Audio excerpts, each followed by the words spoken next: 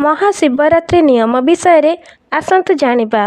महाशिवरात्रि प्रतिवर्ष फाल्गुन मासर कृष्ण पक्ष चतुर्दशी तिथि रे पालन हुए।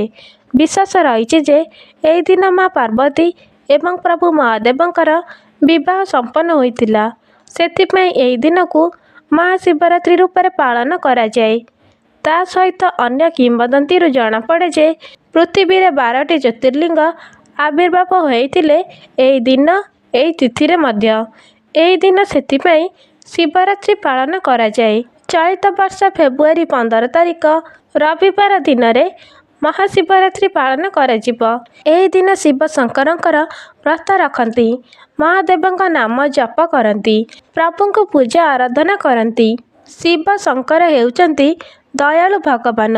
भक्त माने भगवान को जहाँ मागती प्रभु शंकर ताहा निश्चय पूरण करती।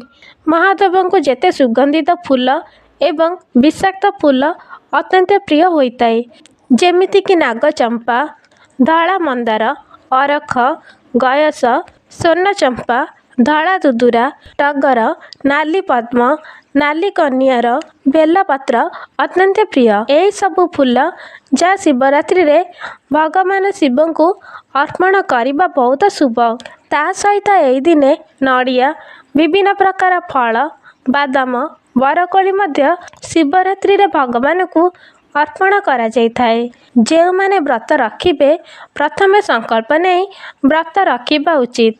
वर्ष वर्ष तपस्या कले मध्य जो फल मिले नहीं, एही गोटिए दिन व्रत कले ताहा मिलिथाए।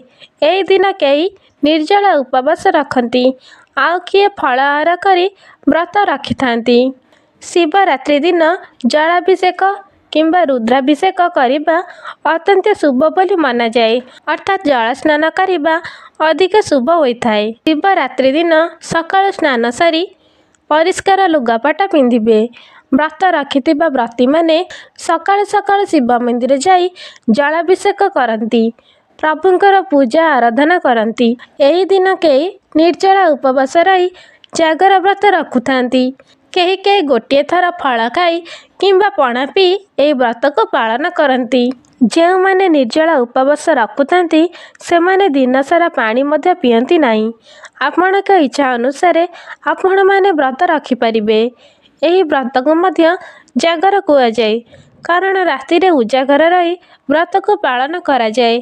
जो माने छोट पिला, वृद्ध लोक, बेमार लोक से माने सोई पारिबे। बाकी अन्य लोक माने उजागर रही व्रत को पालन करिबे।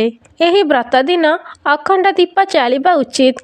महादेवंक पाखरे जो माने व्रत न करिबे से माने मध्य मंदिर को जाई दीप जाली थांती, शास्त्रिक भोजन करती। एही दिन घरे किंबा मंदिर रे शिव ठाकुर को गंगा जल, शुद्ध जल किंबा क्षीर इत्यादि रे जलाभिषेक करा जाए। दही रे मध्य अभिषेक करा जाए। छोट नुआ माटी हांडी रे दही बसाई ठाकुर को अर्पण करिबे। दिन राति 8 प्रहर जाक भगवान शिवंकर पूजा आराधना होइथाए।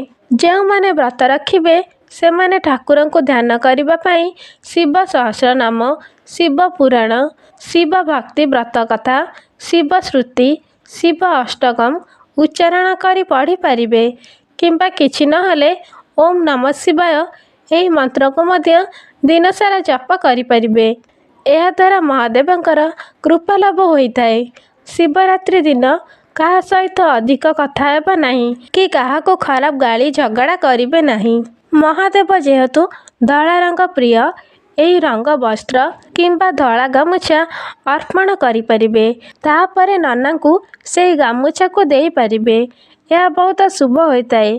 वस्त्र सहित दक्षिणा निश्चिंत देबे। जे कौनसी पूजा हेउ दक्षिणा बिना पूजा संपूर्ण होई न थाए। एही दिन घर को रुद्राक्ष आनिबा बहुत शुभ होइथाए। जागर दिनटी अत्यंत शुभ होइथाए। एही दिन पिला मानकर नामकरण, अन्नप्राशन, नुआ घर आरंभ, भूमि पूजन, पुराणा घर पूजा, विद्या आरंभ इत्यादि अधिक शुभ होइथाए। जागर राति रे दीप जालिबा समय रे मने रखंतु तले दीप जालिबा उचित नुहे। दीपर तले अरुआ चाउल, फूल रखी दीप जालिबा उचित। जदि घीर दीप नहीं ताहाले राशि तेल रे ଦୀପ ଜାଳିପାରିବେ। ମନରେ ଭକ୍ତି ମାନସିକ ରଖି ଦୀପ ପ୍ରଜ୍ୱଳନ କରିବା ଉଚିତ। ଯେଉଁମାନେ ନିର୍ଜଳା ଉପବାସ ରଖିବେ ସେମାନେ ମହାଦୀପ ଉଠିବା ପରେ ଜଳ ଗ୍ରହଣ କରନ୍ତି କିମ୍ବା ତା ପରଦିନ ସକାଳେ ସୂର୍ଯ୍ୟ ଉଦୟ ପରେ ସଜ ଖାଇବା ଖାଇଥାନ୍ତି। ଶିବରାତ୍ରି ଦିନ ବେଲପତ୍ର ବିନା ଠାକୁରଙ୍କ ପୂଜା ଅସମ୍ପୂର୍ଣ୍ଣ ହୋଇଥାଏ। ତା ସହିତ ଶିବଙ୍କର ପୂଜାରେ ଶଙ୍ଖ ବଜାଇବା ଉଚିତ ନୁହେଁ। ଗର୍ଭବତୀ ନାରୀମାନଙ୍କୁ 6ରୁ 7 ମାସ ପରେ କୌଣସି ପୂଜା କାର୍ଯ୍ୟ କରିବା ପାଇଁ ବାରଣ ରହିଥାଏ। କାରଣ ଗର୍ଭବତୀ ମହିଳା 6ରୁ 7 ମାସରେ ଶରୀରରେ ଅଧିକ ଭାରୀ ଅନୁଭବ କଷ୍ଟ ଇତ୍ୟାଦି ହୋଇଥାଏ। ତେଣୁ ଶିଶୁର ସୁରକ୍ଷା ଦୃଷ୍ଟିରୁ ଏମିତି କୁହାଯାଇଛି। ମାସିକ ଧର୍ମ ସମୟରେ ଯେଉଁମାନେ ପୂର୍ବରୁ ଜାଗର ବ୍ରତ କରିଆସୁଛନ୍ତି ସେମାନେ ବ୍ରତ ରଖିବେ କିନ୍ତୁ ମନ୍ଦିର ଯିବେ ନାହିଁ କି ପୂଜା କରିବେ ନାହିଁ। କିନ୍ତୁ ଯେଉଁମାନେ ପ୍ରଥମ ଥର ପାଇଁ ବ୍ରତ ଆରମ୍ଭ କରିବା ପାଇଁ ଚାହୁଁଛନ୍ତି ସେମାନେ ବ୍ରତକୁ ମାସିକ ଧର୍ମ ସମୟରେ ଆରମ୍ଭ ନ କରି ଆର ବର୍ଷ ଆରମ୍ଭ କରିବା ଉଚିତ। ତେବେ ବନ୍ଧୁଗଣ, ଯଦି ଭିଡ଼ିଓଟି ଭଲ ଲାଗିଲା ତେବେ ନିଶ୍ଚିତ ଭାବରେ ଚ୍ୟାନେଲଟିକୁ ସବସ୍କ୍ରାଇବ୍ କରିବେ ଏବଂ କମେଣ୍ଟରେ ନିଶ୍ଚିତ ଭାବରେ ଲେଖିଦେବେ ଯେ ହର ହର ମହାଦେବ। ଆଜି ପାଇଁ ଏତିକି, ରହୁଛି, ନମସ୍କାର।